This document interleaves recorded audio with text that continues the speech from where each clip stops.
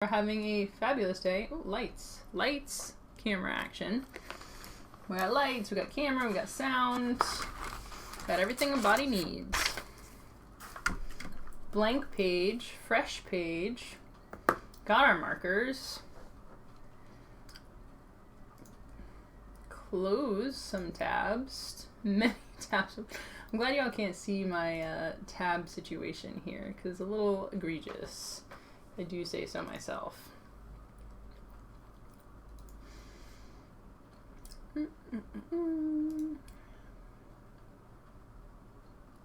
Yeah, looking good. Alright, we got the dates, we got our files, we got last week's files, got our notebook. I got a fun prototype I can show off too. Oh man, what's happened since last week?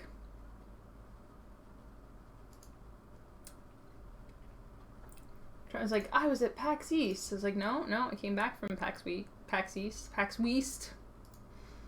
Daylight savings. Times have changed.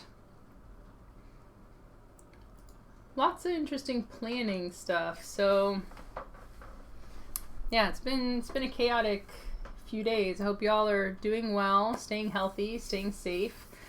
Things have definitely shaken up a lot over here in Emmaland. Had this exciting plan of going to GAMA, which is going on right now, which is the Game Manufacturers Association trade show. Very fun, very good time, great for connecting with publishers, retailers, great industry trade show. And it's industry-based instead of fan convention, like a sales-based convention. So lots of fun stuff happening there. Then Emerald City was going to happen, and GDC. A lot of those got canceled or postponed. So Emerald City Comic-Con recently got postponed. I believe GDC was postponed, although the difficulty of scheduling things, I'm kind of viewing the postponements as cancellations. So I was going to do my big talk at GDC. Won't be able to do that, so I'm just going to be hanging out here for a couple of weeks, which I think is good. I'm actually kind of excited and looking forward to digging into a few projects between the Marie Kondo stuff I've been working on and going to shows, a lot of planning stuff. Haven't had as much time to actually sit down and work on designing games, writing things. I have a lot of projects that I want to make some more progress on. So, silver lining. I'm excited to hunker down and work on some stuff, and hope you all are working on some stuff too, because now is a great time, right? I realized that I had a prototype I was working on at PAX East, the space botany game that we've talked about a few times on the show. I managed, because of course, you fly across the country to go to a convention. And instead of spending all your time, every waking moment at that convention, you stay in your hotel and work on a prototype. Didn't spend too much time on it, but I was finally able to get some ideas down. It's weird. As a creator making things, sometimes the inspiration strikes at not necessarily inconvenient times, but just, when creation strikes, I think even if you have some other things going on, it can be really valuable to take a few moments to write down some notes or do some sketches or make a really quick rough prototype, because it's so valuable to have that stuff, to have those pieces nailed down. Hello, Senior Watashi. Thanks for joining us today. So glad to have you on the stream. We're just here talking about some prototypes and stuff. We always do a little bit of chat in the beginning and then dive right into coming up with new ideas. We have an inspiration, at least one inspiration from Twitter that we'll be looking into. But other than that, the world is our oyster. We'll just go where the ideas take us. So yeah, I'd mentioned a space botany game that I've been working on ideating for a while now. It's kind of gone back and forth between front and the back burner, because I made a lot of very different prototypes for this one, from just a deck of cards to I have a board with a lot of mini cards on it. I don't want to get my board out right now because it's over there. It's hard to get to. But I was really kind of fixated on this idea that you would have different nodes and different types of resources at the nodes. Because I was thinking about the Space Botany game in terms of how the plants would combine and make mutations with different combinations. So I'm like, well, if these two combine, you know, would make this thing. These two things combined would make this thing. Triangle. Equal signs. Bracket or whatever. And then between the other things, there's all these different combinations, so on and so forth. Yeah, so I got really fixated on kind of the resource structure of the game. And it was interesting, but not exciting enough to really make me want to move forward. And I talked with a person who I'm brainstorming on this project with, because we had had the idea, I think on the stream, about having the see-through cards and layering to make different cool plants. When your plant evolves, or when your plant mutates, it visually changes. Plastic cards are a little hard to produce. Luckily, I don't have to worry about the production for this project, so I talked about the person who would have to worry about that, and they said, yeah, we love the plastic cards idea. Still, I was unsure about it, but I was thinking too much about it. Like, I was trying to figure out in my brain whether it was a good idea or not, so not the best idea necessarily for your game design. Sometimes that works, but sometimes it really helps to get things down in physical form. So I have some bits here to show off what I've been working on. Hello, Senior Bob. I just broadcast game ideas on Twitter. That works too, you know. We have some good back and forth on there with some of the new ideas. Senior Hitachi says, thanks, we are here trying to sell Mariposas to retailers. Oh, cool. Over at Gamma. I hope that works well. Mariposas, I haven't gotten a chance to check it out myself. It's the butterflies one, right? Oh my gosh. It's so pretty. Man, I don't think I've seen the box for this yet. Oh my gosh, it looks so cool. I can't wait to get a look at this game. Beautiful, love the theme. Designed by Elizabeth Hargrave, obviously, amazing designer. I can't wait to check it out. It looks like a super fun one. I hope things are going well at Gamma. I'm very sad to be missing out on all the fun action there, and I know a lot of people there. It can be kind of tough, you know, when balancing between the important functions of networking and production. Creative person, you gotta have a steady output, right? But sometimes with the conventions, there's always value, because you always make a relationship, you always plan a project, you always have lots of good ideas come up. Follow through is important too, so I'm buckling down, pushing aside all the fun of the convention, and hopefully get some work on some projects. So yeah. Here is one of the base cards, prototype cards I have for the Space Botany game. Can you see that? Yeah. So not too much reflection there. So this would be a base plant. I'll show off another base plant. So we're going to have clear cards that are going to come into play in a second, but for the base of the plant or your starter plant, I wanted to have it be on cardstock. You might have a glass table or something. So for the base of your plant, I like having it be just a solid non-see-through card. There's another version of the base plant. It's just a few options.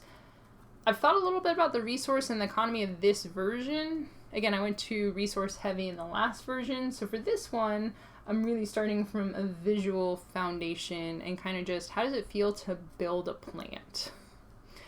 It seems, even for me, it seems like a little bit of a uncertain start. Like I really care about theme and visualization, but I've pushed back on this. Like, is it really enough to just have fun building a plant? The more I think about it is, yeah, you know, it really could be. If it's fun enough to build these plants, and then you do development on the game, figure out a structure in which, you know, some light gameplay around it.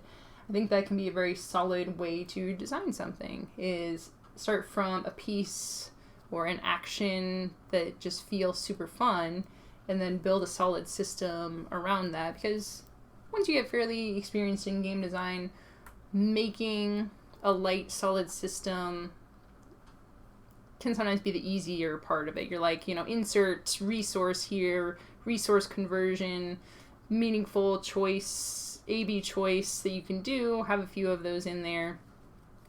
But it's easier for me, I think, once I land on a very fun, satisfying piece of the game to build everything around that than to start from a solid system, which our first version of this game was functional, but wasn't fun and exciting. So it's been harder to inject fun into a stable system for this prototype.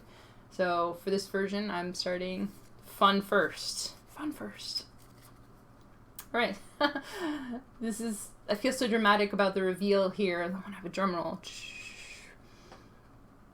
I'm going to show it and you're going to be like, I don't know if it's going to show up as well on camera. Anyway, so you have your base plant. You'd have it on a table. Maybe have a couple of these. Then you would get a mutation. And your mutation would go right down on top of your plant there. And now it's a mutated plant. So unmutated, mutated, unmutated, mutated. And you'll see I do have something more mechanical than just the visuals of it. You'll see in this lower right corner that there are two symbols, and once you layer the mutation onto the base plant, it creates a new symbol. So the core of the mechanics that I'm thinking about now for it is the creation of these symbols, collecting a certain number of symbols, and that being the core driver of the game. Probably when you have the base plants, these resources will be a resource. So you'll get a rectangle, skinny rectangle resource. And once you mutate it, you're trying to get, as a end condition, win condition, get a circle over skinny rectangle symbol as a goal. So resource, convert them in some way into a goal. It's kind of the rough loop of what I'm looking at here. And I've got other mutations here, so maybe I don't mutate it that way, but maybe I mutate it this way, with this like really cool space, again, really capturing the space botany. This is what space botany looks like. Woo! Yes, you might mutate it that way. You can see there's a different symbol with the layering. You might mutate it that way. Now you got like a U-shaped symbol down there, or you might have a different base plant to start with. So if I started with this base plant instead, I'm not going to do that, I'm going to do this other one.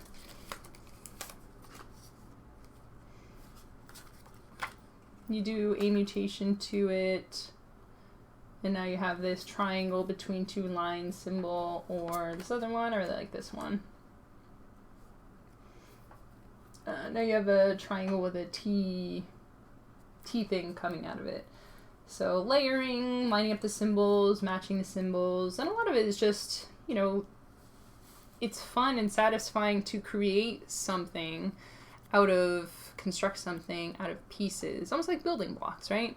And you can make the art so that it looks really cool and fun, and the different combinations are fun. I think there's a lot of material, a lot of juiciness to work with there. Obviously, not a playable prototype yet, more than just playing with the pieces. I think that's the thing about it. If you look at the toy aspect of it, look through the toy lens, if we're going to reference The Art of Game Design by Jesse Schell, which is a great book, you should check it out. There's a bunch of lenses that you can look at your game design through, and the toy lens is one of my favorite, and that is, do people just take the pieces of your game and like to mess around with them, or look at them, interact with them, and I think that this has a very strong toy factor to it. So, excited about that. I have some ideas for the game, for the framework of it. Pretty confident in how that's all going to come together. Of course, again, as I was saying at the beginning of the show, button chair time. So you're just going to sit down and hammer out those frameworks. But yeah, that's what I have so far. Senior Bob says, Catherine Stipple of Nyctophobia fame is working on a game with clear plastic. Nice, nice. I think it's a great option for board games, and I think that I've heard a rumor that, cause there's the Gloom has the see-through cards, and Mystic Veil also has see-through layerable cards, but other than that, there aren't a ton of games. So the question is it really that hard, not expensive to produce? I've heard that there's design secrets, so only certain companies know how to produce them. So there's a little bit of trickiness there, but I think it's a type of component that really lends itself to tabletop board game design. And that's what I really like, doing things, even tabletop design, that you wouldn't be able to do in other design mediums. And I think having a clear plastic in there is a great option. Hey Ross, can you grow eyeballs on the stalks? I think I was using Sharpie for this. I wonder if my regular marker would work. And the game wouldn't have drawing, obviously, but ooh, I have some clear ones, actually. I'm just gonna grab one of the clear plastics. So far, my plan has been to have just the 2 layers, because once you get more layers than that, it gets a little crazy, and you have to make sure that all of your art lines up properly. Again, if you're doing layers in Photoshop, probably these wouldn't be hand-drawn, or just trace it or whatever. There's a lot of different ways that you can do it. Where's that clear sheet that I had? Right, yeah, so we have this. Make another layer, because people have asked about the 3 layers. They kind of want bells and whistles, like an extra addition there. Yeah.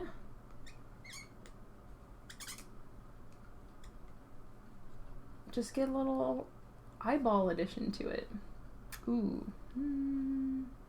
Just gonna put an eyeball in the middle here. I do really like the idea of having eyeballs in it. Because eyeball plant, right? That's super spacey. Maybe like a little baby eyeball coming off of here. Eyeballs! Yeah. See? Like, it's just fun to look at this. And then the different layers of it. You take off the eyeball layer and you're just back to this basic plant. And now you put that on, line it up, and your plant has eyeballs. How fun is that? So it says, those look pretty cool. Thank you. Senior Watashi says, so we have Senior Bob and Senior Watashi. My connection is terrible. Sorry about that. On the road, it can be tricky. We will be here for you when you are connected. Senior Bob says, Renaissance Fair where you dress people using clear plastic cards. Ooh. Yeah, for layering of visuals, there's different fun things that you can do. The recent game, I forget the full title, but the shorter one was Glamazons, and it has little stickers that you can put on, almost like a dress-up thing. You're harking back to paper dolls, right?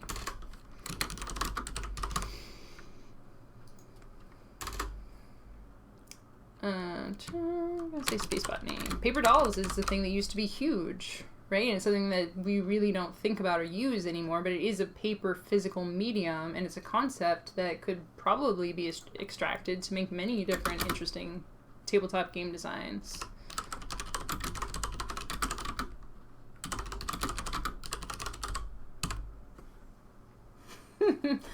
Yeah.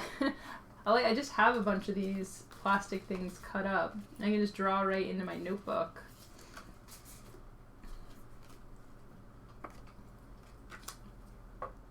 The layering. This is really pressing upon my drawing skills. I hope you all are appreciating as I draw this probably stick figure Renaissance person with a crown, and they have just a shirt and maybe some hose, because that's what people used to wear, and they have hands. See, and then you can put the layer on this. What are we going to put on there? Make them, I don't know, some big poofy sleeves, or like a neck cowl thing. Put some buttons on there. Put like a little cape. Oh my god, this is actually super fun. I'm like, I might just have to do this for the whole stream. Give him like some fancy shoes.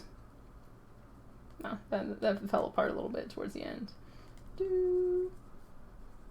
Again, I don't know if... I know the Sharpies work on here, but I don't know if this particular marker is going to dry.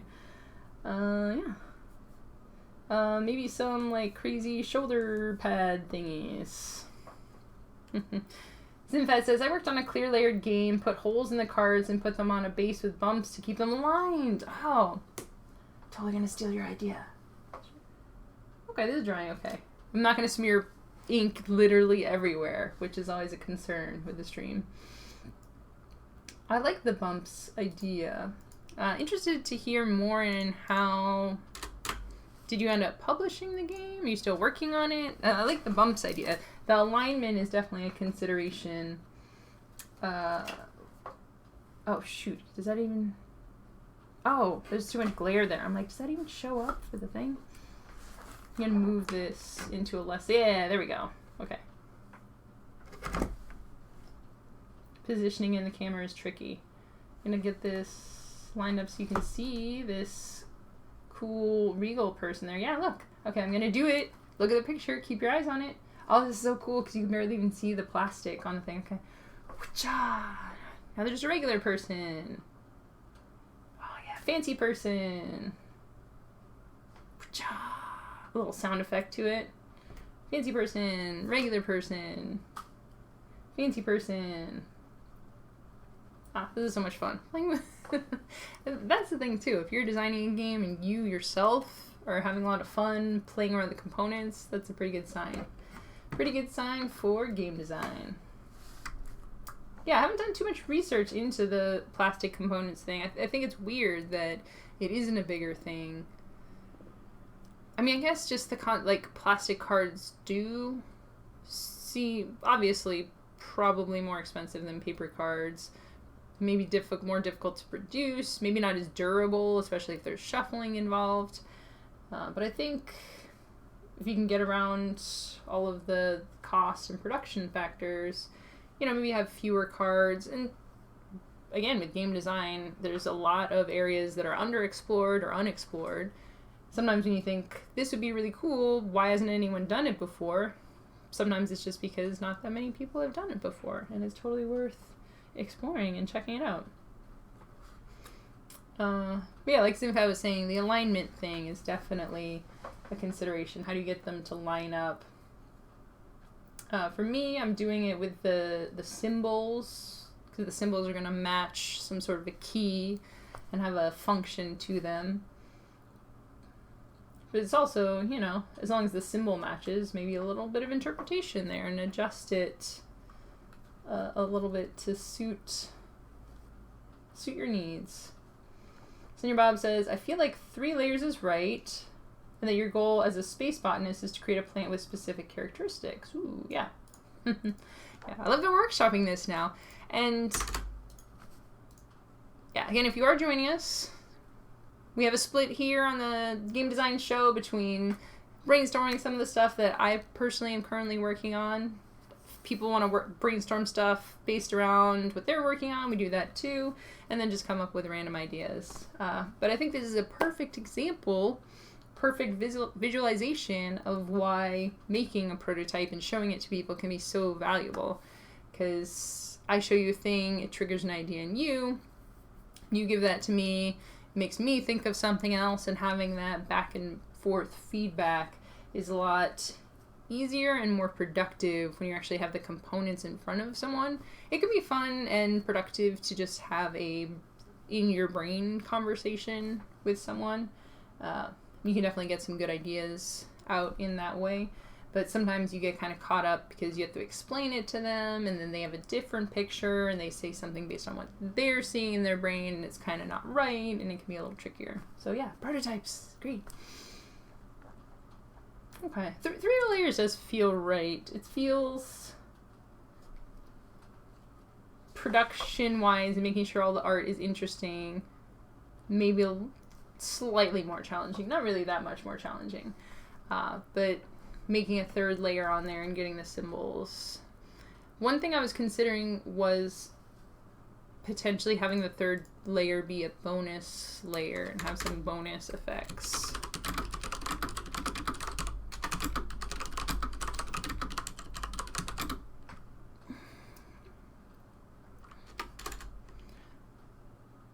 So that's a question. Is your goal to get 3-layer plants? Is your goal to get 2-layer plants, which is going to be easier depending on how you set up the game, but having a third tier of something usually is more complex than the second tier. Some get an added bonus.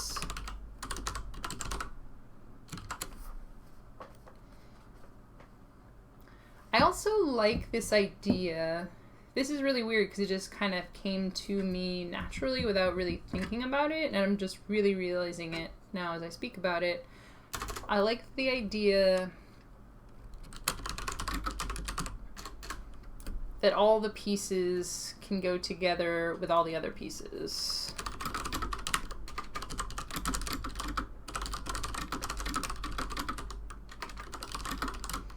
That's just something that happened as I was drawing it. Again, I didn't draw that many pieces. Maybe if I had drawn more, I would have done some that didn't fit together.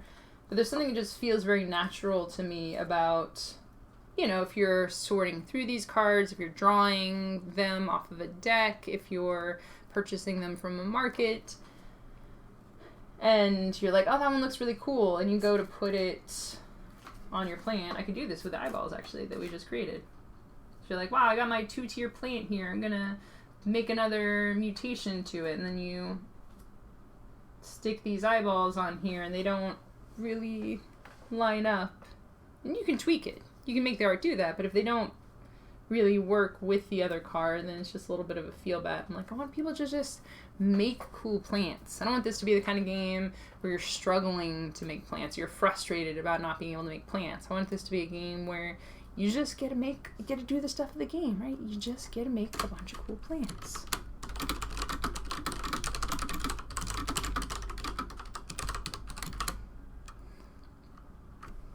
And then they're probably going to be an ortho game, you know, probably be a winner, but when everyone gets to make cool plants, everyone wins. Zinfad, in reference to the earlier clear layered game. Not working on it anymore. You're free to use it. See if I can find the 3D printable base I used. Oh, sweet. Thank you. I appreciate that. And that's cool, too. Like, with anything that I'm working on, any of the ideas I show here on stream, yeah, that's why I'm so free with things and say, hey, if this inspires you, take it in a direction that you want and make your thing from this, because even if I am taking a design and working on it or using a certain type of components, there's a very good chance that any one particular game will never see the light of day, or it's just going to take a long time. It might take years and have many evolutions, because there's just so many different ways that designs can evolve. And again, with a lot of the projects I've been working on, the earlier versions of the Space Botany game, What to Eat After the Apocalypse, Split the Loot, especially the pass cards to your right and left game. Very solid, satisfying mechanic, but just not as much excitement and drama as I've been hoping for. So yeah, I got a lot of tabled prototypes. Still good, still valuable, but a lot of things I need to get back to. So Rob says, okay, so now I want to make a game where you make Eldritch Abominations by layer. Okay, this stream is going to change into Senior Bob making suggestions and me getting excited about them and drawing them in my notebook. This is kind of cool stream tech, by the way. These have come out really cool. Yes, if you have, like, how's this gonna work? Little baby tentacle monster. Has, like, little eyeballs. Nope. Nope. the baby eyeball tentacle monster. And then we make a layer for it. It's got... He's gonna end up looking at plants. Ooh, maybe it's not space botany. Maybe it's space biology. What is the animal version of botany? Hey Google, what is the animal version of botany?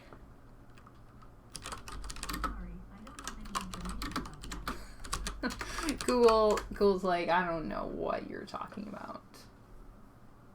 Oh, zoology. Haha. Google on the computer won. Sorry, Google. You gotta your work cut out for you. Space zoology. Could be another version. I got 2 games already. Because you see the same concept, but it's got like little feathery plumes coming out of it. Because it has little eyeball stalks. Nope. And these little feathery plumes are how it tastes the air. I mean, it's got some little plumes coming out over here. Yeah, or maybe this is how it feeds. Like this thing feeds off of... well, maybe it's an underwater creature. So it's kind of like one of those sea anemones or sea corals.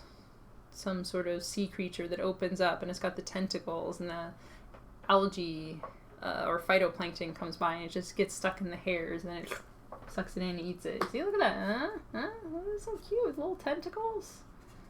And now you have little feathery extrusions coming out. See? You see them? See? Fancy space sea creature, regular space sea creature. Fancy? Regular. I'm just gonna make a whole stream show that's just making a fancy thing and then making a regular one. So like eyeballs would only grow on stalks noted by a specific symbol. Okay. I have this thing, again, like I was saying, every card should work with every other card, but for third layers, extra tiers, you could have a gating to it. Symbol gating. So depending on the symbol combinations or a category of symbols.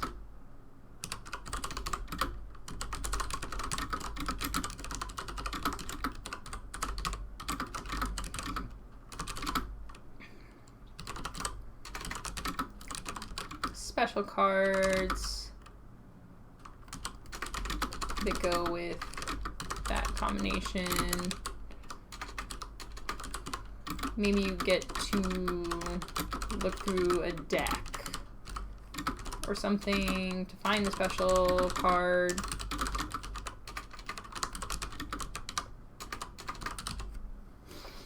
So again, I feel like with a lot of these types of games where you're making a thing, recipe, I would say it's recipe fulfillment, where the thing, the item created by the recipe becomes a unit that is functional within the game. So there's kind of layers to this. So, as I often say on the show, this is the kind of thing that's very easy to implement in digital, a little more tricky in a paper/tabletop game. So in so many games like Tech Trees, I think it falls under the category of a tech tree game. So in Don't Starve or something, you get your wood and your flint so you can make your axe, and you use your axe for chopping down trees, and you can make better things, and so on and so forth. In those kinds of games, you just get the things, like the things and the materials are often all around you, just navigate around the stream. For a card game, you want to make it simple for people to construct the item or access the items that mechanically they should be able to have.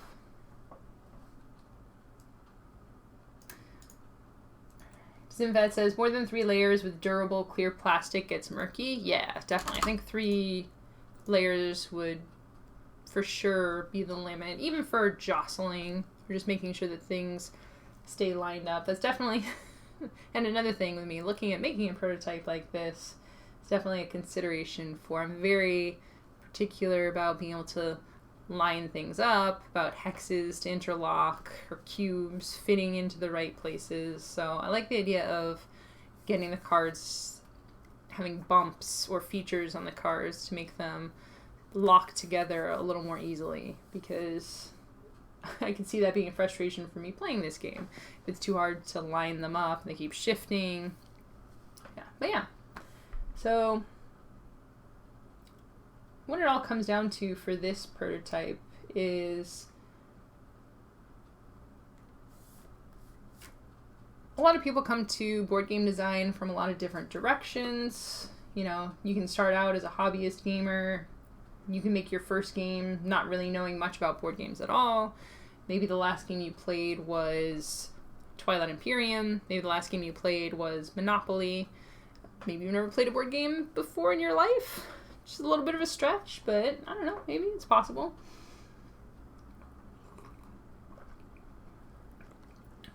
But I think this is a really fun direction to come at design. It's not really coming at it from a mechanical perspective. It's coming at it a little from a theme perspective. Theme first, design, but theme leading into components instead of theme just going straight to mechanics. So I was trying to take the theme of space botany and go straight into mechanics from a more hobbyist perspective of, you know, a strategic card game, and you get this, and you're moving your pieces around on a board, which can be a great foundation for design. Lots of games are designed that way, but for this one in particular, I'm excited that I just sat down and started making components, because I'm feeling very excited about this now. I wonder if I could put my plant components onto this alien. Maybe if I move it up a little bit. Maybe not that one. Can I put the eyeballs on there? Eyeballs! That kind of works. Oh yeah, if I just turn it. Yeah, look. Now it has a lot of eyeballs. I mean, that's another direction I haven't really thought about for this one. But if there is some sort of a rotational aspect, and if you could like be able to do it sideways, there's a lot of fun things you can do with these fun plastic components. Definitely suggest experimentation. Also, eyeballs could grow at the top of the stalks, or frills could grow along the sides of the stalks. Yeah. And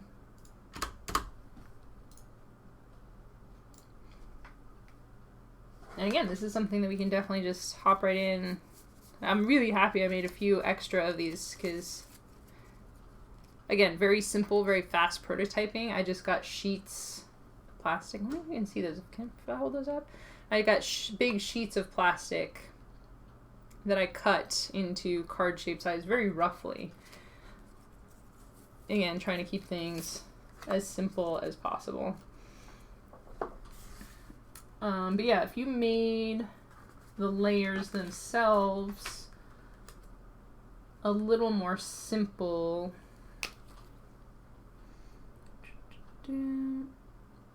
not so simple as to be boring, but just has a big pom-pom on the end of it. Oh man, I'm excited to do the doodles of these and just make them look really cool and spacey, because that's one of the fun things about it, specifically being a space botany game, is what I like, you know, a lot of more flexibility to it. Yeah, so if you create the first layer, I'm gonna let this dry for just a second. You could have a very simple base plant. So again, we start off with a base plant.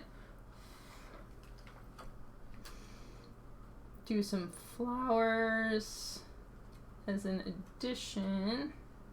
I'm gonna have to line these up very carefully. Also, working with cards, they get a lot of dust and stuff on them, which is Definitely another design consideration to keep in mind. All right, then with our third layer, it might be a little trickier to line things up this way, but again, with the symbols in the corner, it's meant to be a lining device. Doop, doop, doop.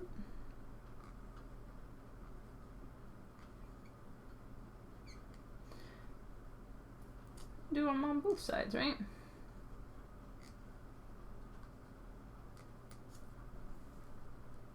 And the cool thing about this is you can actually systematize it and break each layer into components. Basically have a box for where it's going to be, have some lines. You can still have creativity. I'm going to take a note about that.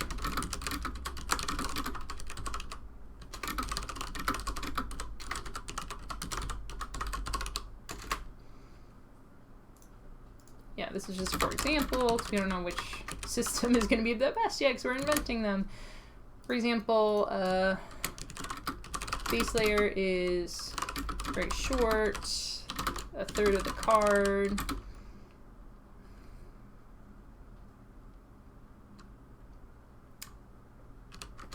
Any structure, really. Second layer is long bits, always the same from card to card, and then interesting toppers. Yeah, that's showing up okay, right?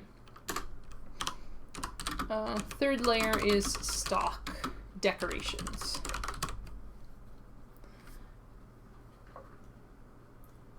And as we have this, we should do their different bases. So, you know, that could be a base with, it's just kind of a similar thing. I wonder if my other bases. Bases, where are you? Oh, there we go. Just short, keeping to a small segment, making spaces for the adaptations. And that's another example of a potential base card. Secondary layer is like this. You have a stopping point. I think this, you have some weird, a little bit of weird layering down there, but you could make the juncture region the same.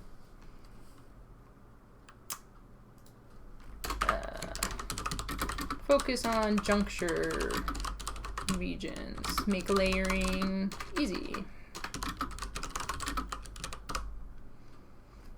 So you can have as much creativity as you want outside of a certain space, and then a certain space they chunk together. Kind of makes me think of those books that are cut into strips, and you flip the spiral bound ones, and you flip one, it's a monster or a crazy costume character or whatever, but the torsos always line up, the necks always line up. It's just like, oh, now it has a bird head, now it has dinosaur feet, and you're just flipping through them.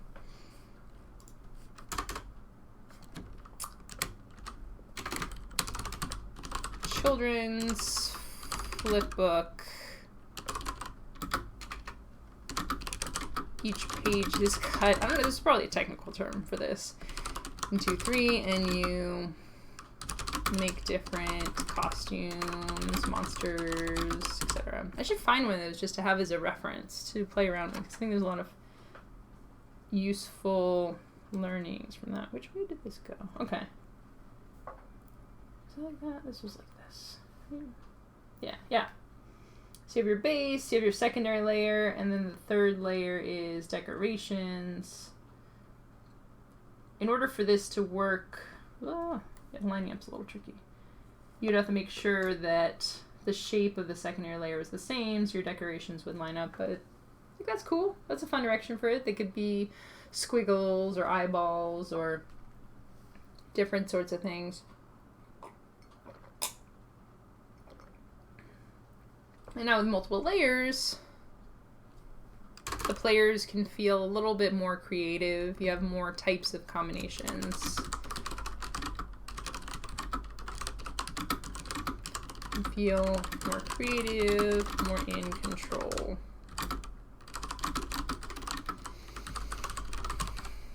And you can do math here to figure that out, right? If you have 3 bases and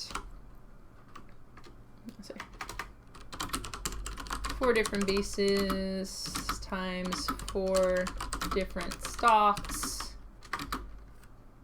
equals 16 combinations. 4 different bases times even 2 different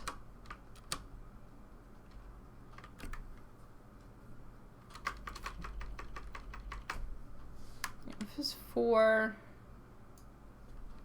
and 5 different stocks. Yeah, I'll say 5 bases, 5 stocks. You have 25 combinations, 5 different bases times 3 different stocks times 2 decorations.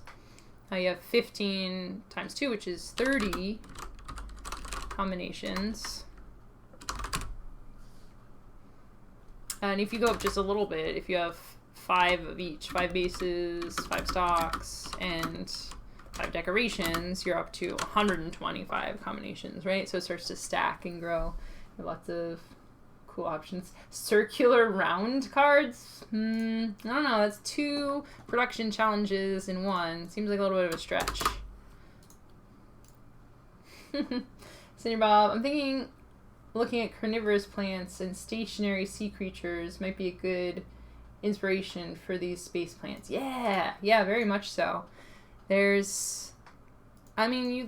love science fiction. You watch science fiction movies or look through concept books for science fiction shows or art or whatever, what have you. It's really cool how you can trace a lot of that back to existing things, because it's hard to create something that's really never existed before. A lot of the stuff that we create has foundations in things that are often just outside of the norm, just a little different than the things we're normally used to. Just get right into that uncanny valley. And Senior Mom, you're on fire today. Put space bugs on the plants, maybe good or bad. Oh my gosh. Add little bugs to that. Think how cute that would be. Right, I think I have one more of these cards left. We're going to spend a little more time ideating on this, and then I think we're going to go to the parking lot game suggestion, because I want to play around with that as well, because it seems like a fun design direction. Right, so if I take off these bits, oh man, I'm now gonna draw bugs. Right, we can do this. Oh, this is gonna be so funny.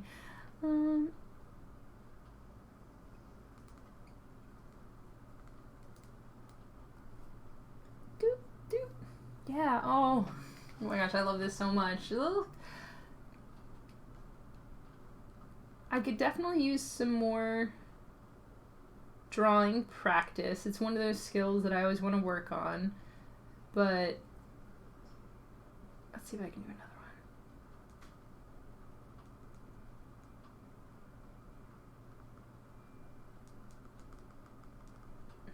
Every now and then my brain just comes up with something that I'm like, how did that come out of my brain? It's like, it's so... It's a little cute. There's little worms on the stalks. How great is that? Oh my gosh. Oh my gosh. I gotta save that one. I gotta take a picture of that later because that is adorable. Look at the little worms. See, and then now there's no worms on the plant. Now your plant has worms, and maybe they're helper worms or plant-eating worms.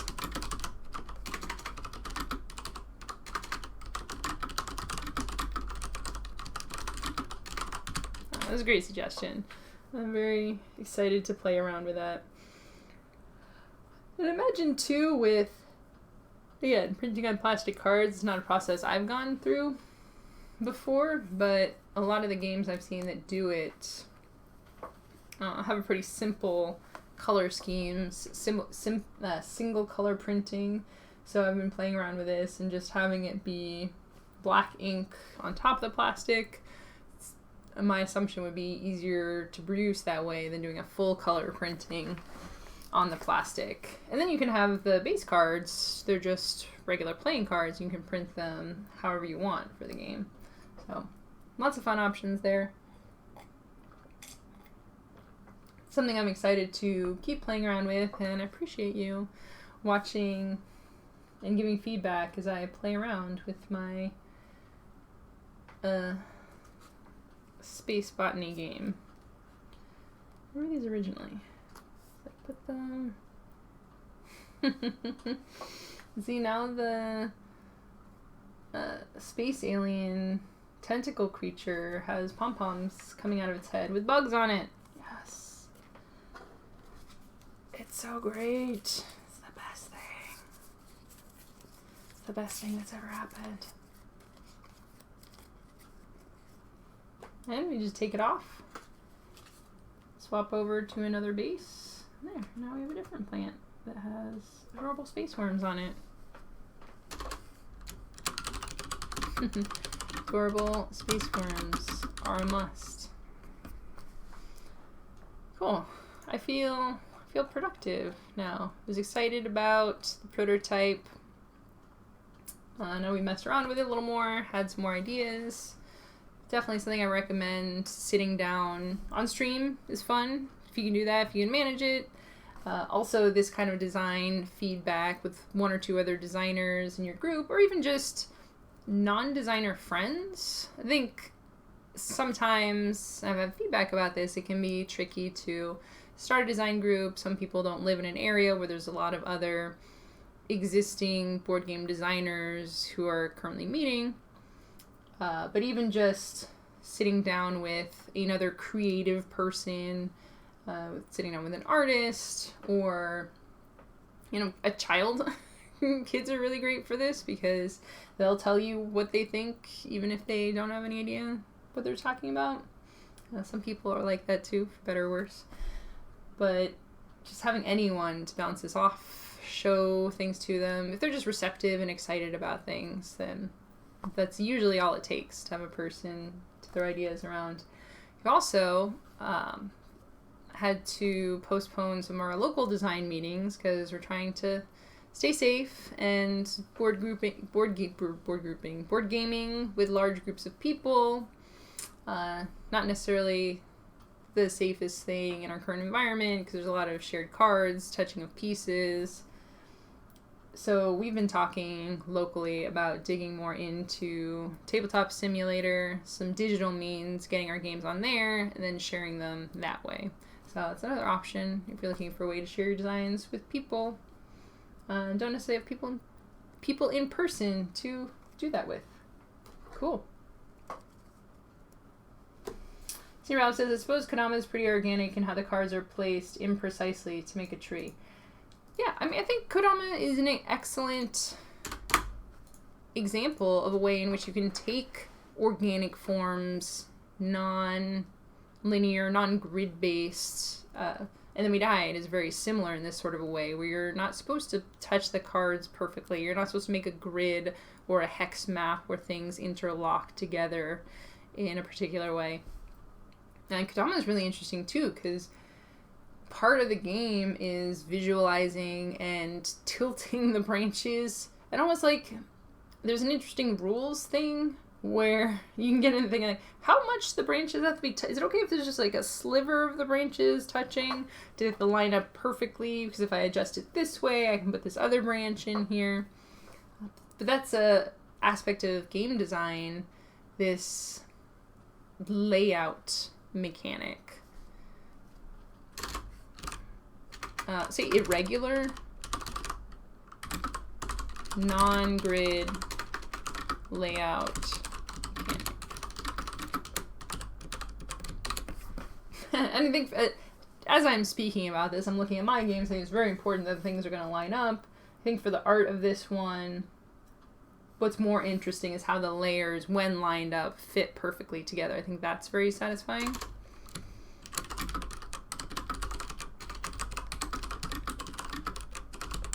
Satisfying when just line up to make a new plant. looks like one complete hole, even though it's multiple. Yeah, because that's what's cool about this. You know, if you didn't look too closely at it and didn't realize that the plastic was there, if you just glanced at it, it just looks like someone drew a thing. And then all the pieces fit very well together.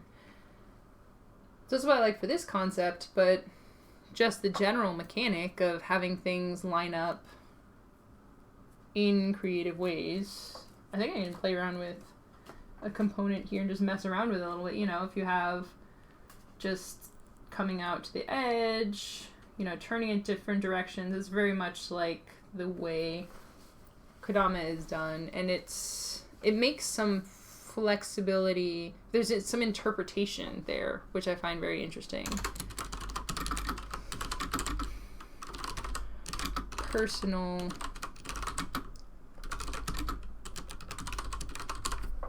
That's fascinating because, you know, I think there's a ruling in the rules, but even looking at the rules as written, I'm pretty sure it's something along the lines of, well, a branch has to touch a branch, so you can't, you know, if this was to be Kodama, I would have to actually touch it. It couldn't just be floating off here or like slightly off to the edge or something.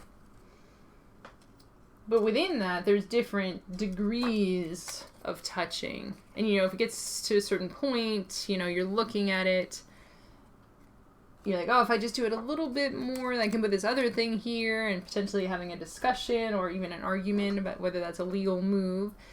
That kind of thing some gamers definitely aren't interested in having, like, they want to know what the answer is, and there's definitely a right answer. You need to know, yes or no, what the absolute truth is.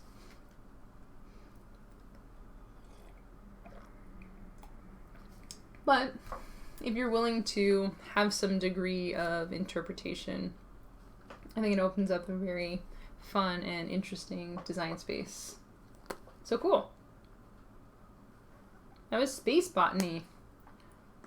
First game design of the day that we were working on. So let's go to a blank page and come up with some ideas for a new game. Senior Bob had mentioned on Twitter, let me bring it up here, working on a parking lot design. Design idea, a game about making the most efficient parking lot. So physically designing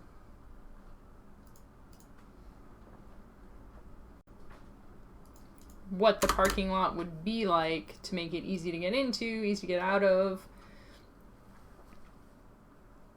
And this is something very near and dear to my heart, specifically since we recently purchased a car.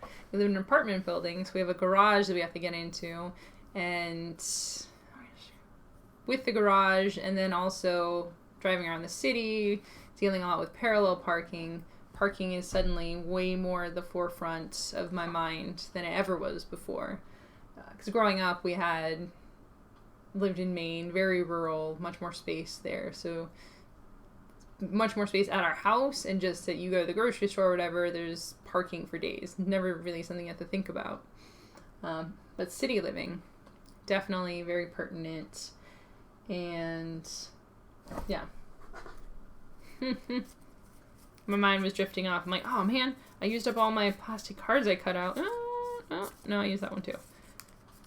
But that would be interesting. Parking game with the clear plastic cards, because you're lining your things up to be a parking lot. Claude.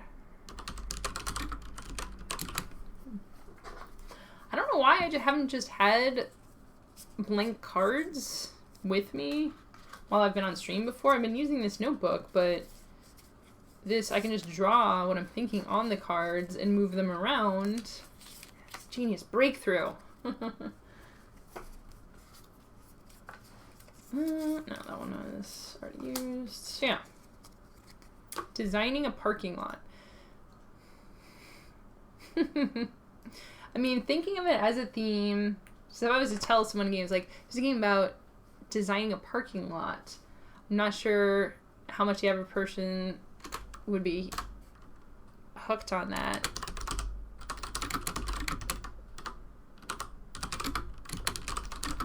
Parking Wars. Parking Wars is a TV show, right?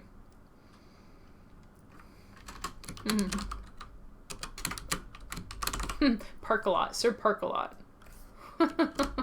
Park-a-Lot is a good name. Oh my gosh. Okay. That might have to be the stream name. And this is the part of the show where we have an idea. We don't have really anything that we're starting with. So we're going from scratch, just going to come up with some wild ideas. The game could be anything. It is nothing yet. It is merely a concept. So you're going to see live, in person, the design process and see what that looks like. How does an idea turn into... Is this an idea? Is this a game? How does an idea turn into not an idea, but a real thing? So you could start out with... maybe I'll just use the paper as your starting player board. Maybe you have 4 regular spots. Ooh, I'm already starting to see how this might be interesting. And then you have a wall, so you can... This has to be a very small car to pull into this. The wall might be too close to the parking spots, but you get what's going on. And then the components, tiles or cards that you're adding. I'm gonna have to put this here so it actually lines up. Yeah,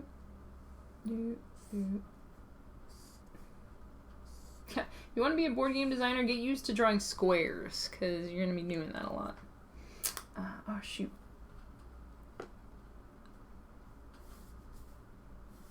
Okay. I was going to push that all the way up to the edge there. I'm like, where are my scissors? I also need scissors here for prototyping things. There. Maybe... No, this is okay, because maybe some of the cards have features in them that you need to integrate. So adding a card on like this, you'd be able to you just doubled your number of parking spaces. What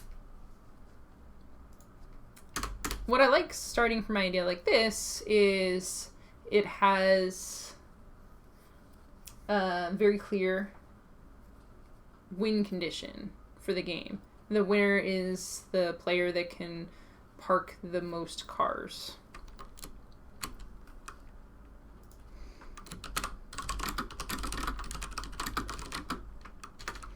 Player who can park the most cars. I also love this as a game concept where, because you could have a bunch of car meeples, but probably not. You know, you might not even have any cars. It's about parking. You just have parking spaces and you just see your capacities. You're like, oh, I could park 20 cars. And you just count up the spaces. So it's all about just counting up empty spaces. Which I find really funny and ironic and a lovely direction for going in a game.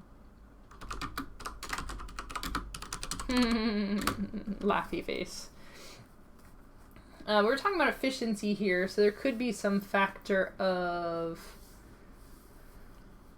2 different directions, even just from what I've started from here. You could just count up the empty spaces, or you could actually have car components that you somehow have to move through the space, and that could get efficiency to play a little bit more.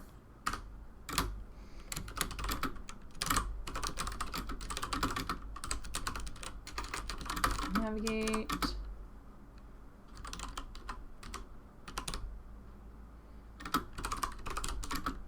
Through your space. Play up the efficiency angle.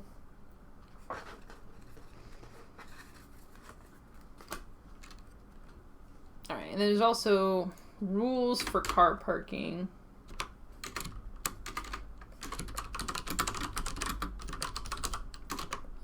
Can't double park. Also, I'm imagining this a little bit Barren Park-esque, where you have like a limited space empty lot, and maybe you buy more empty lots in the future. This is obviously way too small, but you get the idea. Yeah, maybe all these are maybes because nothing is set in stone. Barren Park, you have a limited lot, get extra lots. Alright, yeah. So you can't double park. Certain features are indestructible. And certain things you can tear down. Yeah, certain features are indestructible, so we mentioned this potentially being a wall here. It could be the wall, it could be just a little wall that you can destroy, or I'm just gonna write wall destroy, or building wall. So it's the wall of a skyscraper, you're not going to be able to tear down a skyscraper, so you're not going to be able to build in that direction.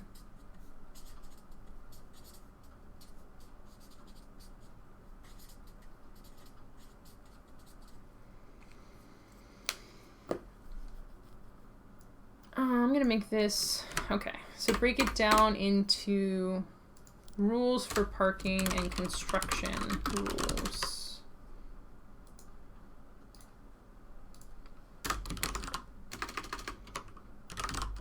Sometimes you have a wall or something that can be torn down. Certain features are indestructible. Wall of a skyscraper that limits your expansion. Maybe certain buildings can be torn down to form parking. That's super dark. But it's not wrong. Down to form parking.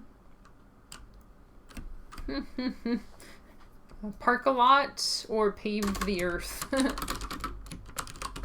Pave the earth. Oh, it's so dark. So dark. Yeah, wall of a skyscraper limits expansion. Fire hydrant. Obviously. Maybe adding cards with indestructible features. Yeah. I tried so hard. Gets you extra points, but limits future options. Yeah, so if I had...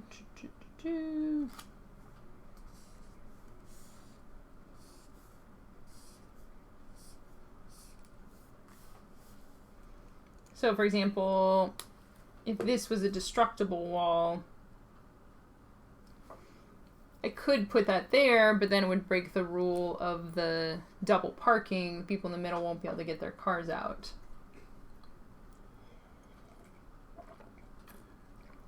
Ooh, you could have like those crazy car stackers in New York City where it's a doubler.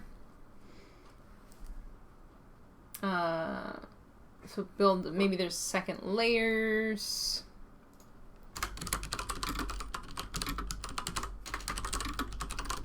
For vertical parking, or you can buy a device that's a double parker within NYC. Yeah, so wouldn't be able to put it down here even though the wall is destructible, but you might be able to put another section on the ends here.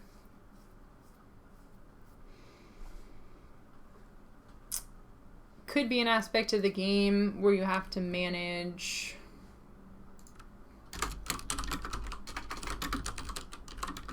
Your empty space, travel lanes. In addition to the parking spaces. So talking about your lot, it's not just like, and then that's what makes it a very interesting puzzle, right? Like you can't just look at a grid like this and like subdivide it and say, oh, well, I can fit 16 parking spaces there because that's how much it takes up. No, you need to have little lanes around everything, so you might be able to make a space down here, right? As long as there's a lane going through.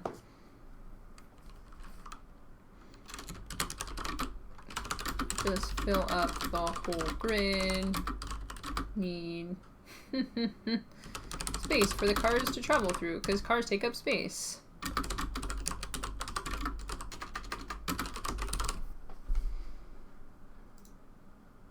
Cool.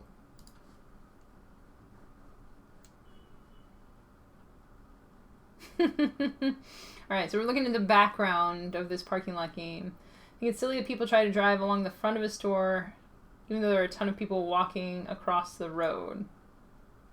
Also, I don't understand why people don't park such that they can just drive out. Instead, they back out and make other cars wait. The back-in parking. I'm going to put your notes in here. Okay, I was so excited about this just being a grid-based thing. I just ran with that idea. But that's even in this thing. How many board games could there possibly be about parking?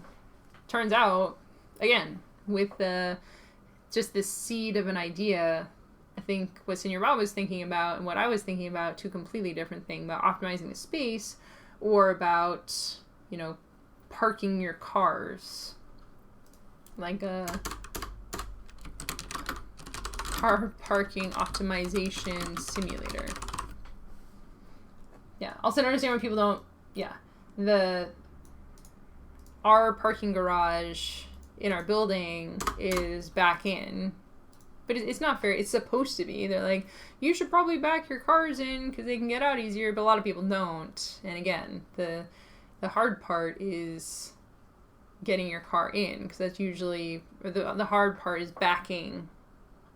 It's easier to go forward than to go backwards in general. We got a backup camera, so it's a little easier, but you do that when you come home, right? So when you're leaving in a hurry, when a lot of people are in a hurry in the morning, then everyone can just pull out.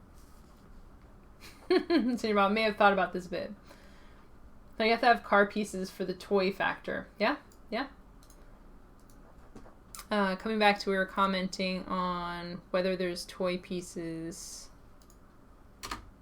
or not toy pieces, toy pieces. It is very important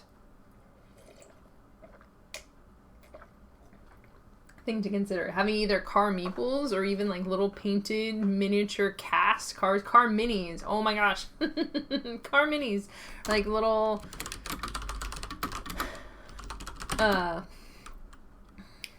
little minuscule micro machines cars. There's a little baby car that actually rolls. Ooh. Yeah, so even as a sub idea of the optimization simulator,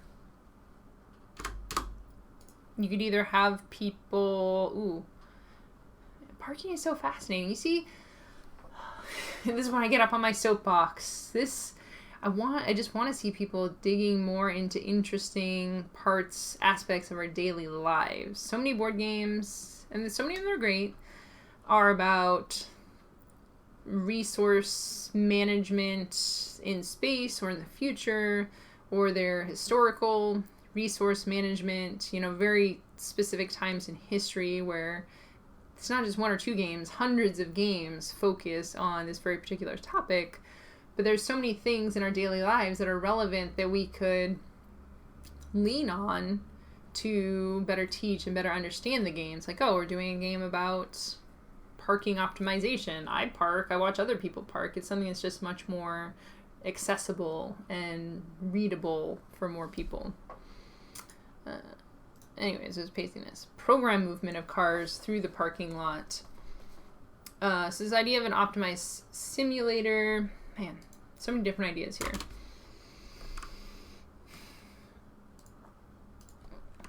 I'm going to make this a third idea. Yeah, first idea we talked about. Well, we'll say second idea, because space botany wasn't really an idea as much. Second idea, this is first idea. Organization is important. Be able to go back and reference things. You get positive points for following the rules. Back in parking, please. Negative points for breaking the optimization rules. You're also trying to park cars as fast as possible. Ooh, maybe it's a valet game? Kind of interesting theme where it's just someone trying to park cars as quickly as possible. When I say quickly as possible, I know I have to be careful because I don't necessarily mean real time. Although that's, oh gosh, I don't even have my cubes here anymore. I'm gonna use this marble. I need more bits. I need to set up my stations. I got my little bit store here, emergency bits. Yeah, imagine this marble is one of the cars, and you have like a few of these, and you have to actually go roll it down. Like, oh, I gotta get my thing. Okay, parking. Yeah, they roll too much. They roll too much. Say this button. Right, this button. Okay, get this parked. Okay, get the second one parked. Third one. Yeah, it could be real time. This is interesting. Interesting idea.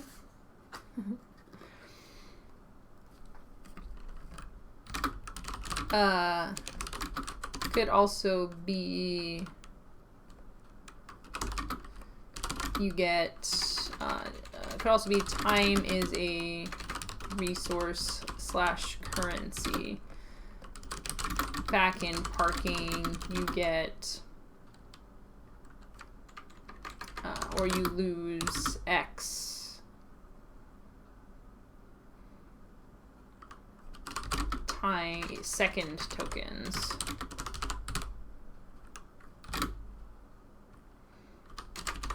Front parking, use Y second tokens, which is less. It's fun to dig in a little bit to some of these mechanics to think about, you know, resources. If I say you need to park as fast as possible, what does that mean? It's good to make a note of that so you can come back to it. Okay, and then for programmed movement of cars, I like my parking lot here. I'm gonna have to go to my next page though. I'm running out of space. Another space. I'm not even close to finishing this notebook. You could have an interesting puzzle aspect to it. You have your spots.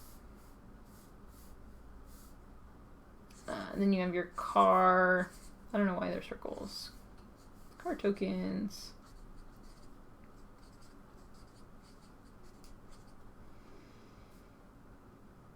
And you have to do this programming puzzle with them. So for this, say 3, you need like a grid.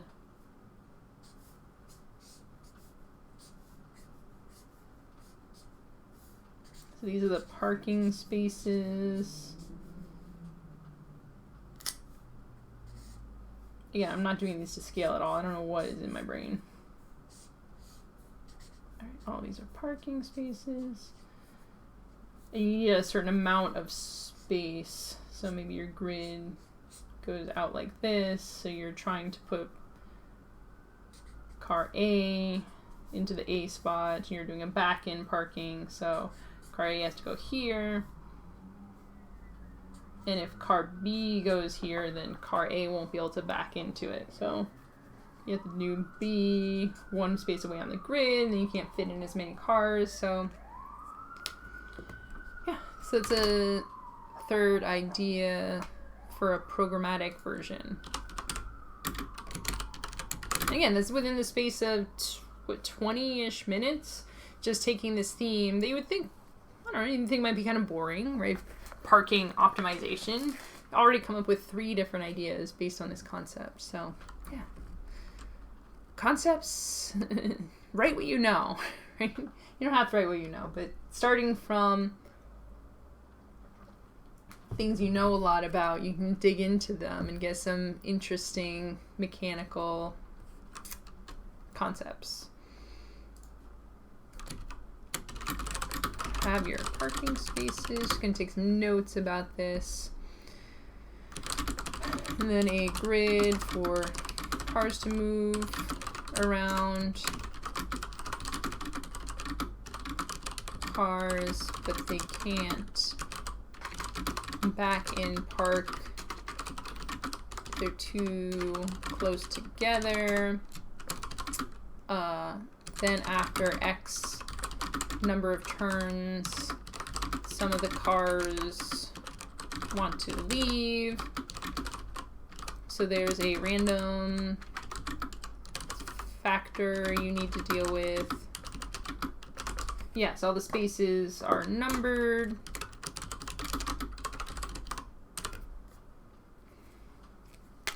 Yeah. It's like 1, 2, 3, 4, 5, 6, 7, 8. And then roll a die each turn.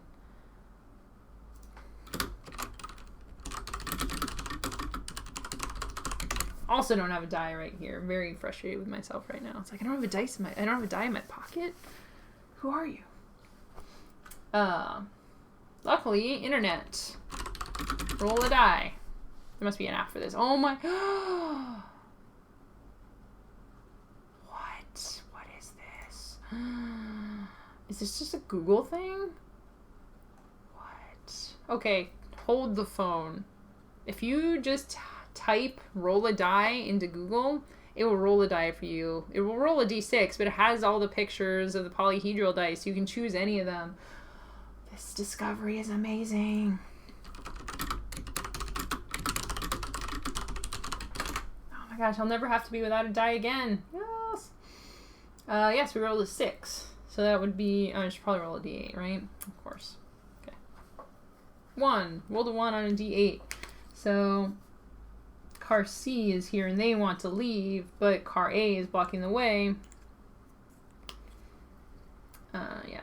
So you have your car here and they have to reprogram and move things around. Also seems like a very fun concept.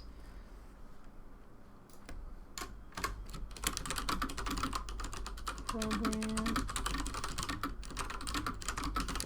Leaving cars. Or leave spaces in case cars want to leave. Maybe cars signal a turn before you're going to leave. Person. So the real world proxy for this would be person is approaching a car, lights turn on. Maybe 1 or 2 turns beforehand. To take these into consideration. People get mad, have a anger, have a rage component, or have a rage resource. Maybe it's cooperative. Or there's a cooperative version or a single player version.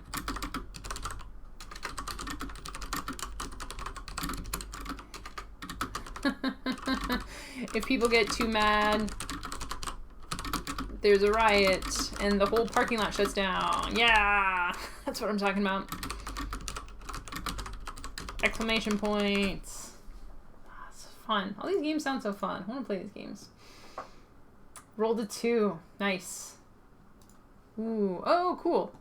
Oh, and then you click on them and the dice go away. You can do like 3d20. You get a total for them? What? This app is so cool. I'm gonna have to tweet about this. It's so fun.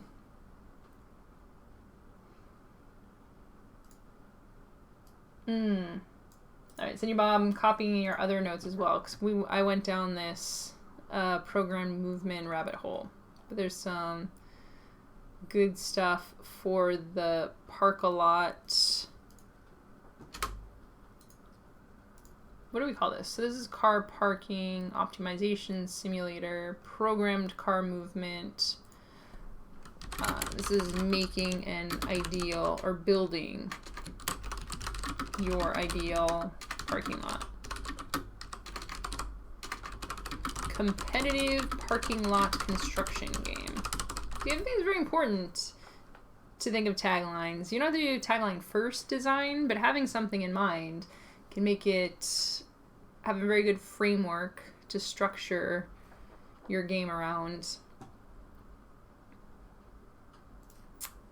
And in the future, when you need to pitch it to someone or sell it to someone, you have your taglines. Great. Parking lot navigation simulator. Is that what I have here?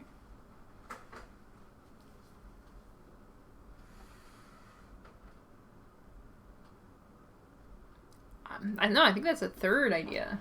Or a fourth idea. You are a car. You are a person trying to park a car, and you need to optimize your route. I think that's the fourth idea. You can correct me on that, but I'm thinking of it as you can even be a multiplayer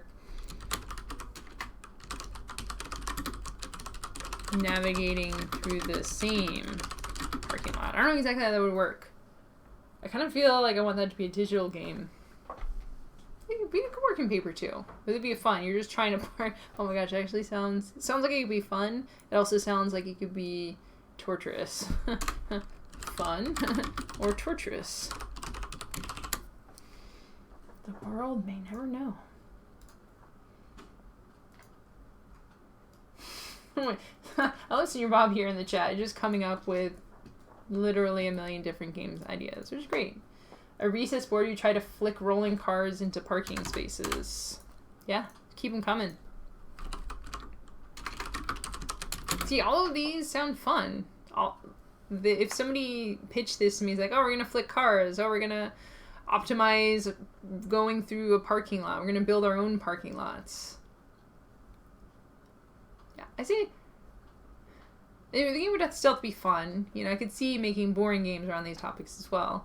It's just intriguing. All of these ideas, all these parking lot game ideas sound intriguing. Or maybe not recess. Whew, cool. That wasn't even a marathon session. That was a sprint session. Because we came up with a lot of things, a lot of ideas very quickly, very efficiently. I'm very proud of all the work that we've put in today. And I hope you all are as well, because based on your feedback, it's like we need you to do your part. To keep the juices flowing, keep the ideas flowing. Oh, well, it is 6 o'clock. The time has flown. We are getting close to the end of the session. That's about all that I had for today. We came up with 5 game ideas and worked on space botany, so I think that was a very productive day. I hope it's been useful for you as well. Our goal on this show is to come up with design ideas. If anything here sparks your interest, sparks your joy, feel free to take it and run with it. Man, I should do a count to figure out how many unique ideas we've come up with on the show. Like, if I break them down and say, like, oh, this is a slightly different variation, because we often come up with 5 to 10 ideas on a show. We've been doing this for a year now? Oh my gosh, almost a year? Should also figure out when the show's anniversary is. I think it's been more than a year. Pretty sure, yeah. So I had maybe, with missed days, 45 episodes, 50 episodes, 45 times an average of 7. I don't know, math. I can just do 45 times 7. 315. What? Wow. We might have come up with as many as 315 game ideas on this show. That is insane. Yeah. I mean, we definitely come up with enough ideas to equal a game idea a day. Probably come up with enough to, if we prototyped a game every single day for a year, we might get all the way through all the ideas we come up with here. Anyways, I don't think I'll ever be able to design 300 games in my lifetime. I should figure that out, though. I should set a goal for the number of games I want to design in my lifetime, or maybe in the next 5 years. Oh, excuse me. Because I usually think about, in a year, how many games I want to work on. Say I want to work on, come up with 5 prototypes. But a year can be tricky, you know, stuff happens. Like for this year, every year I want to make many games, but sometimes, like right now, I'm focusing more on spreading word about Artichokes. Still gonna work on my GDC talk. I have a couple of big projects, maybe some podcast stuff that I'm playing around with. So maybe 5 years or 10 years. How many games in 10 years? Like 40, 50 published? Maybe not published, but, or prototypes. How many? It's an interesting thought. Think about that. How many games you want to make or design or prototype in 10 years or 50 years or your whole life. You know, it's the thing. Like, I'm probably not going to make 300 games. 300 prototypes? Maybe.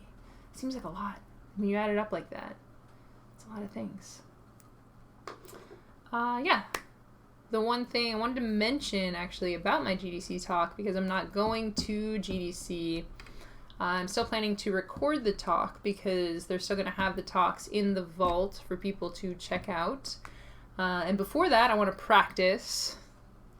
And because I'm stuck at home a little bit, I want to practice online. I want to stream this. So I wanted to let you all, my faithful viewers, know first that I plan on 1 or hopefully 2 at least sessions where I'm going to do my GDC talk on stream.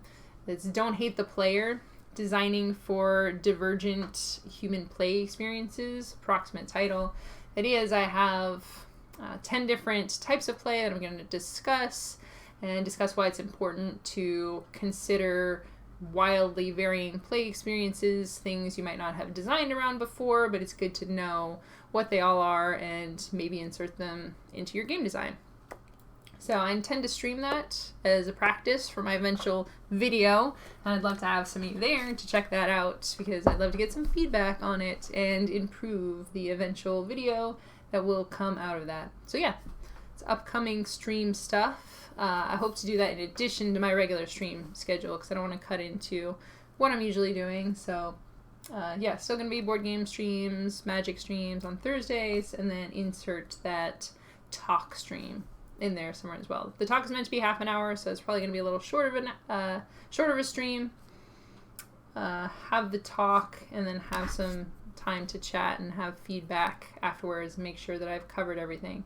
But I will be posting that on Twitter and talking about that more, drumming up some support. Yeah, so that should be fun. And it'll be fun to see if people are really into the sort of online talk thing, stream. That could be a fun thing to just do more often with different topics, because I've got a lot of different things that I like to talk about. So that could be fun. Like I do here on the stream often is just talk about ideas that I have about the industry and about board game design. So it'll be like this, but a little more formal. Yeah, that's a good way to put it.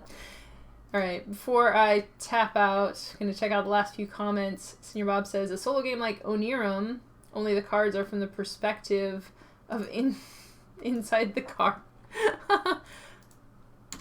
I'm going to have to think about that one. I don't know what that means. Now we just need Design Retreat to realize some of these. Yeah, absolutely. Design retreats, that's another thing that I want to come back to and think about and discuss a little bit more. When I was still headed down to the Bay Area for GDC and then alternative GDC, which I've had to cancel, unfortunately, I was going to link up with John Brieger and chat a little bit about some design retreat ideas. So, and also now is definitely not the time to be thinking about getting a lot of people together for travel. But it's definitely something I have on my radar. And now that John and I have talked about it more, I think collaborating together, we could do a very fun, interesting industry event. Because coming up with John got the backer kit people able to host the space. So it looks like potentially doing it in the San Francisco area could be something that we could do and spend some more time on it, building it up. I think it's very reasonable to have a day or two event. It's very industry focused, very fun and informative for people. So yeah, lots of fun things on the horizon. Hope you're as excited about the future of game design as I am. If you have any questions, you can hit me up on Twitter. I'm at MLArkins, or chat here on the stream. I'm very responsive. Very important for me to get feedback from you and answer your questions. Always open to new suggestions. Senior Bob, I know you're going to say stream on Saturday. I'm thinking about it. Saturday is the weekend. It's very hard, but I'll see if I can do some special sessions, fit them in sometime in the future. With less travel on the horizon, I might be able to do it. See what I can do. But also your other suggestions, open to those as well. Hope you all are having as much fun and learning as much from this as I am. Really appreciate you all checking it out. You can follow me on Twitch at MLArkins. And if you have Twitch Prime, if you have Amazon Prime, you can get Twitch Prime, which is a free subscription, which you should check out because that's a great way to help support streamers and make sure that we can keep doing what we're doing. Whew.